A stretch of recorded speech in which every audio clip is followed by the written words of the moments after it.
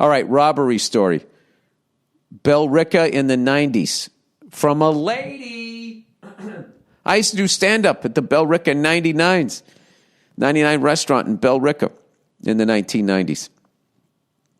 All right, hey, Bill, no need to insult someone. You're about to tell a story. All right.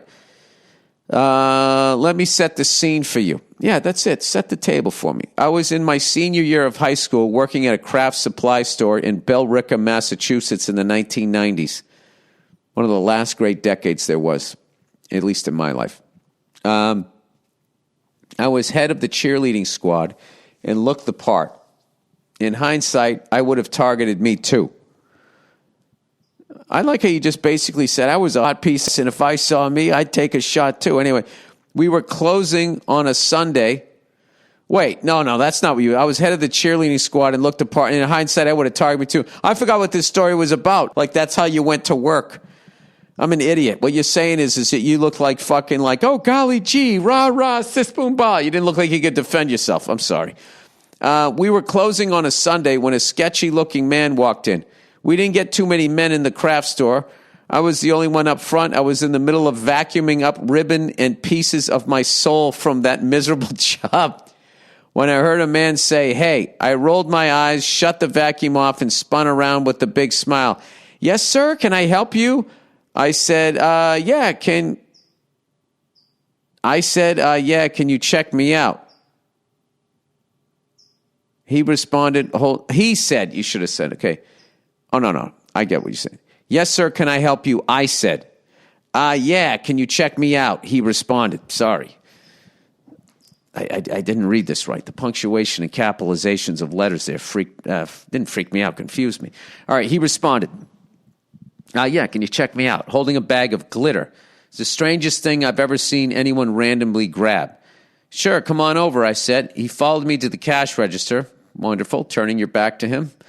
As I was typing in the code for the glitter, he leaned in and said, look at me, sweetheart. I have a gun in my pocket. When you open up that drawer, you're going to give me all the money in it and not say a word. I set the glitter down, looked him dead in the eyes and said, do you know how many times a day I open this drawer and have to talk myself out of taking all the money in it? Wait. You said what? Looked him dead in the eyes and said, do you know how many times a day I open this drawer and have to talk myself out of taking all the money in it as I'm dealing with little old ladies and their coupons all day? Shove the glitter up your ass. I ain't giving you shit. You fucking said that?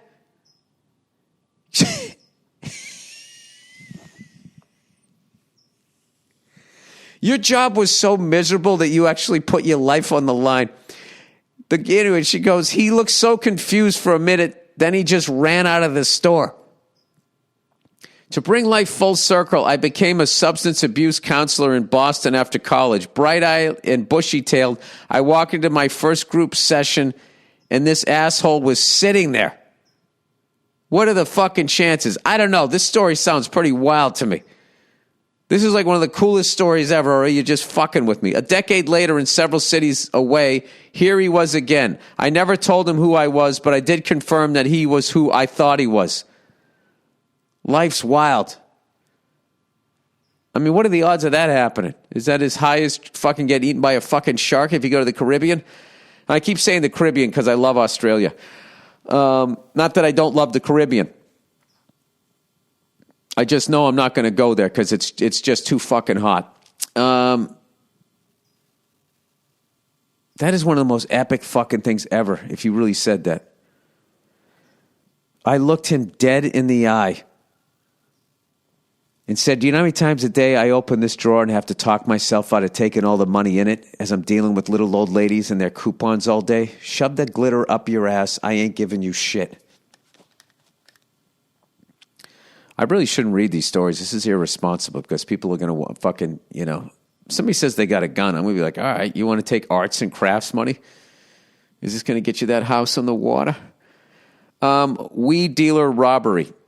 Hey, Billy Bong Rip. Like people rob a fucking arts and crafts store because they're trying to buy a house. What a stupid theory that was. They robbing it because they want money for drugs. Hey, Billy Bongrip. You've been asking listeners to send in robbery stories, so here is a good one that had me that happened to me in high school. Like many high schoolers, I made some money here and there through selling weed to my friends. Oftentimes, I took referrals from people I trusted. One time, my buddy referred me to someone I didn't know, and being stupid, I took him up on it. I started talking to this guy my friend referred me to, and he was sketchy out of the gate, wanting to only meet at night and such. Again, being stupid, I took my girlfriend. Wait a minute, what the fuck happened? I was thinking about the fact that I ate 2 cupcakes last night, and why did I do that? Why couldn't I stop at one? Okay, I made money here and there through selling weed. Oftentimes, I took referrals from people I trusted. One night, my buddy referred me to someone I didn't know, and being stupid, I took him up. Okay. Anyway, I took my girlfriend at the time to his neighborhood in a very bad part of town. As we were driving towards his place, we could see people following my car, throwing bottles and whatnot. Just a bad vibe. The guy told me to pull down this dead-end street and park my car. After waiting a minute or two, we could see this figure approaching my car from the back left side. He entered the back left door and I told him where the weed was. He grabbed the backpack I had and put the weed in and started getting out. I said, "Hey, where's the cash?" Right then, he pulled a gun out of his hoodie and put it to the back of my head, said, "Count to 60 and back out." My girlfriend started counting, and we left. I was in such shock, and it was about $600 worth of weed, so yeah, it sucked balls. My stupidest moment of the whole story is that instead of comforting my girlfriend back home, I started making food just to try to distract from what had just happened. Fucking insane. Anyways, thanks for the comedy. Go fuck yourself. Yeah, you had a traumatic experience and you weren't ready to deal with it. All right, I got one more here. Wow. That's some feeling I don't ever want to know. The feeling of a fucking gun to your goddamn head. A lady looking for advice. Hey, old Billy Freckle Speckle. I'm a lady listener since 2009. Big fan of all your work and loved you in the recent Dog movie. Yes, go out and go see the movie Dog. It's playing now at your local Showcase cinemas there.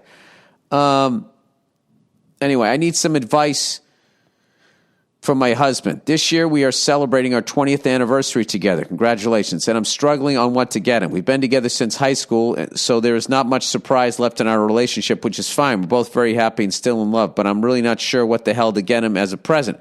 I was thinking about doing one of those boudoir photo shoots that are growing in popularity. Get your hair and makeup done and basically pay a shit ton of money to take sexy photos. Don't fucking do that. Have some fucking creep keep the negatives. However, do they even use film anymore? However, I'm thinking he'll look at the pictures once and the album will get put inside a cabinet for years. I'm curious what you think is a good gift, or if Nia has ever purchased you something that you absolutely loved. We don't have any kids, so we typically go out all the time and buy whatever we want, so it's really tough. I have no clue. Any help is appreciated. Thanks, and go fuck yourself. I had the best Christmas I've had as an adult this past year. My wife bought me a little Bose speaker thing that synced up to my phone, and wherever I go, I can just take this thing with me. It's like a little stereo. It just cranks my music. I got the fucking Apple headphones, and I got one other thing. Yeah, does he have like a hobby or something like that? If he has a hobby, just buy him the next level thing in his hobby. I would do something like that. Or, then there's always the classic, take the guy out to dinner and then blow him afterwards. That's 100%. Take him out to Chuck E. Cheese and fucking blow him in the parking lot like you're still in high school, like you did way back. Like the reason he make him remember why he married you. And the same thing goes for guys. Make the ladies remember why you married them. Take them to Dairy Queen and chow their box in the... I'm fucking with you. That's not why they married you. Take him to some stupid fucking store and buy him another goddamn designer bag that they don't need. That's why they married you. And then go run an errand after you're already out that requires you to drive past the house as they tell you to swing by. Could you swing by over here? I'm driving past the house. That's not swinging by. All right, that's the podcast, everybody. Anyway, I got to go do this bullshit. I'm going to be super busy over the next month. My podcasts are still going to be coming out, on Mondays, I think, or maybe not. I don't know, with our shoot schedule. It's going to be fucking a little crazy, so I might have to be like adjusting when these things come out. I will let you know how it's going to work, as my weekends on this shoot are going to be Thursday and Friday. And we work the other 5 days. So I think that I might have to record the Monday morning podcast on like a Friday. So who cares? I can still do it. I'll figure it out. That's it. Go fuck yourselves. And I'll talk to you on Thursday. I'll check in on you on Thursday.